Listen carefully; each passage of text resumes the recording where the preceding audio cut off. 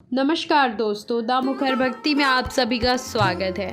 जैसा कि आप जानते हैं कि कलयुग के राजा हनुमान जी को कहा जाता है और हनुमान जी एकमात्र ऐसे देवता हैं जो कि कलयुग के इस समय में मौजूद हैं और जिन्हें अमरता का वरदान प्राप्त है और आप उनकी बल बुद्धि विवेक से तो परिचित ही हैं। तो आज हम आपको हनुमान जी के एक ऐसे ही अनोखे चमत्कार के बारे में बताने वाले हैं। वैसे तो हनुमान जी के अनेकों चमत्कार आपने देखे, उनके बारे में सुना होगा, लेकिन हम आज आपको वास्तविकता से परिचय कराने वाले हैं और ये हमारा पर्सनल एक्सपीरियंस है।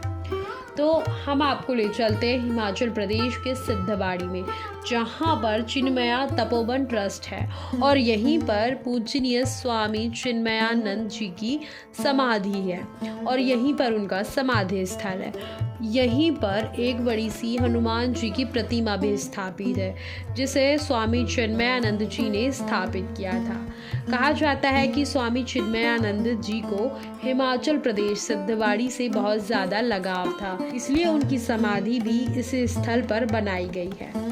लेकिन आज हम आपको चिन्मया तपोवन ट्रस्ट में स्थित हनुमान जी की विशाल सी प्रतिमा के पीछे का रहस्य और चमत्कार बताने वाले हैं। दरअसल बताया जाता है कि जब स्वामी चिन्मयानंद जी हिमाचल प्रदेश के सिद्धवाड़ी आए थे तो उन्होंने यहाँ पर आश्रम बनाने का सोचा था। जैसा आप जानते हैं कि हिमाचल प्रदेश पहाड़ों का क्षेत्र है और यहाँ पर अगर कोई भी छत बनाता है या घर बनाता है तो उसकी छत उड़ जाती है। तो यही समस्याएं स्वामी चिन्मयानंद जी के सामने भी आई। तब वो गहन चिंतन करने लगे और फिर वो सभी स्वामियों के समक्ष बैठे के चिंतन कर रहे थे इस विषय पर। तभी उन्हें किसी ने ये बताया था कि आप यहाँ पर हनुमान जी की प्रतिमा स्थापित कर दीजिए, पवन पुत्र यहाँ पर विराजमान हो जाएंगे तो पवन का वेग यहाँ पर कैसे चलेगा। तो स्वामी चिन्मयानंद जी ने बहुत गहन चिंतन करने के बाद यहाँ पर हनुमान जी की प्रतिमा स्थापित की।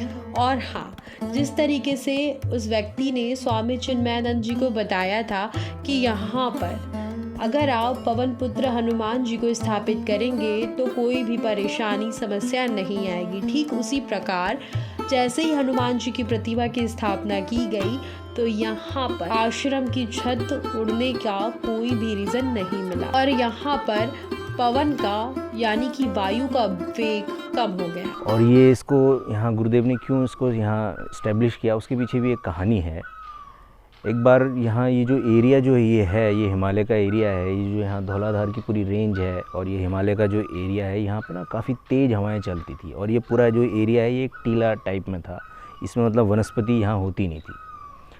तो एक बार जब हमने यहाँ गुरुदेव ने यहाँ जब आश्रम शुरू किया तो दिक्कत यहाँ ये आती थी कि जब जो कुछ भी कंस्ट्रक्ट करते थे उसकी छत जो यहाँ टीन की बनाई जाती है पहाड़ों के हिसाब से, वो टिक नहीं पाती थी क्योंकि बहुत तेज़ हवाएं चलती थी और जब तेज़ हवाएं चलती थी तो वो छत उड़ जाती थी। तो यही समस्या को लेकर के लोगों ने गुरुदेव के सामने ये समस्या यहाँ रखी। तो गुरुदेव यहीं पर खड़े थे।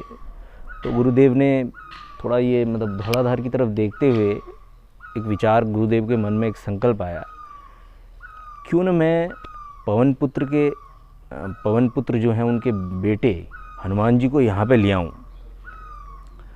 तो क्योंकि जब हनुमान जी यहाँ होंगे तो पिता जब बेटे से मिलने आएंगे तो वो सॉफ्ट हो जाएंगे, यानी उनकी जो गति है वो धीमी हो जाएगी।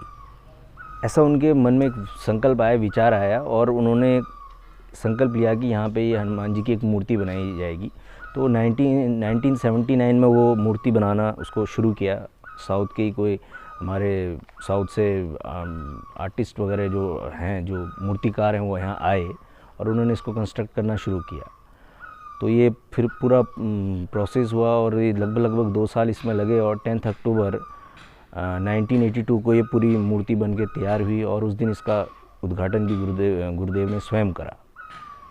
तो उसकी इस मूर्ति के होने के बाद यहाँ ये उसके बाद ये फैक्ट है और यहाँ आसपास के गांव के लोग भी बताते हैं कि उसके बाद यहाँ मतलब काफ़ी और ये हवा बहुत स्लो हो गई और तरह तरह के पेड़ वगैरह और लोगों के रहने के लिए भी ये जगह काफ़ी सहूलियत हो गई लोगों को। आसपास के जो लोग हैं वो ये इस बात को बताते हैं या मेंशन करते हैं इस बात को, जो पुराने लोग हैं यहाँ, वो अभी भी आश्रम में काम करते हैं। हमें भी उन्होंने काफ़ी इस विषय में बताया है।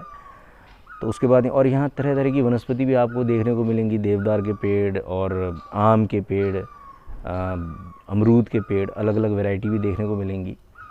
और आपको ये भी बता दें कि चिन्मया तपोवन ट्रस्ट यानी कि चिन्मया तपोवन आश्रम में हनुमान जी की विशाल मूर्ति के अलावा स्वामी चिन्मयानंद जी की समाधि स्थल, श्री राम मंदिर मौजूद है। तो इसमें एक और इंटरेस्टिंग बात ये है कि जो यहाँ पर राम जी की मूर्ति है उसे इस तरीके से स्थापित किया गया है उनकी मूर्ति को कि वो हनुमान जी के सामने खड़े हैं और हनुमान जी उनके चरणों के सम्मुख झुके हुए हैं। राम जी के मंदिर में उनकी प्रतिमा को इस अकॉर्डिंग डिज़ाइन किया गया है कि श्री राम और हनुमान जी एक दूसरे के समक्ष आमने सामने प्रतीत होते हैं, अगर हम बीच के भाग को हटा के देखें तो और या फिर सोचें तो। उसके बाद गुरुदेव ने कहा अब जब भक्त आ गए हैं यानी हनुमान जी आ गए हैं तो वो स्वामी को भी अब लेके आएंगे, अपने आप ले आएंगे। मतलब हनुमान जी की मूर्ति के बाद ही मार्च में आपका 1983 में राम जी का जो मंदिर है सामने उसका कंस्ट्रक्शन शुरू हुआ। यहाँ पे राम जी का मंदिर है जहाँ पे वनवासी सीता राम जी को रखा गया है। और बताते हैं कि हनुमान जी की जो दृष्टि है वो जो वनवासी सीता राम जी हैं उनके यहाँ से अगर वो देखा जाए तो इस तरह से बनाया गया है कि उनके चरणों में हनुमान जी की दृष्टि है, इस तरह से वो बनाया गया है, ऐसा बताते हैं। और यहाँ पर हर मंगलवार और शनिवार को हनुमान चालीसा का पाठ बहुत अच्छे तरीके से किया जाता है। वैसे तो रोज़ाना हनुमान चालीसा का पाठ शाम के समय होता है, लेकिन मंगलवार और शनिवार के दिन सुबह और शाम को भव्य पूजा की जाती है। और आपको बता दें कि यहाँ पर दूसरा चमत्कार ये है कि जिस दिन हनुमान चालीसा का पाठ होता है तो हनुमान चालीसा के जो वाक्य हैं, जो शब्द हैं, उन्हें सुनकर यहाँ पर बंदर आ जाते हैं। जय हनुमान ज्ञान गुण सागर, जय कपीस तिहु लोक उजागर, रामदूत अतुलित बल धामा, अंजनी पुत्र पवन सुत नामा, महावीर विक्रम बजरंगी, कुमति निवार सुमति के संगी, कंचन वरण विराज सुबेसा, कानन कुंडल कुंचित केसा, हाथ वज्र ध्वजा विराजे, कांधे मूल जनेऊ साजे, शंकर सुवन केसरी नंदन, तेज